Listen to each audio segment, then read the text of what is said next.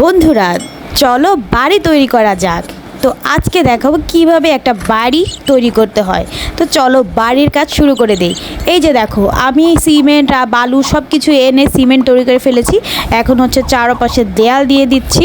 দেয়াল দেওয়ার সাথে সাথে হচ্ছে আমার বাড়ির অর্ধেক কাজ শেষ। এখন হচ্ছে একটা টেম্পোরারি দরজা জানলা দিয়ে নিলাম, যাতে করে হচ্ছে ফিনিশিং ভালো আসে আর দরজা জানলার যে মাপটা সেটা যাতে আমরা ঠিকভাবে বুঝতে পারি। এখন হচ্ছে ছাদ ঢালাইয়ের বেলা।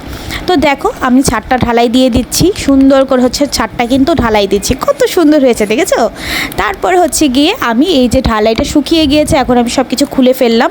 এখন হচ্ছে আস্তরের পালা। সো এখন আমি আমার পুরো বাড়িটা সুন্দর করে স্মুথভাবে আস্তর করে ফেললাম। তোমরা কারা কারা হচ্ছে আমার ভিডিওটা পছন্দ করছো তারা কিন্তু অবশ্যই লাইক দিয়ে যেও আর আমার চ্যানেলটা সাবস্ক্রাইব করো। দেখো কত সুন্দর একটা কালার দিলাম।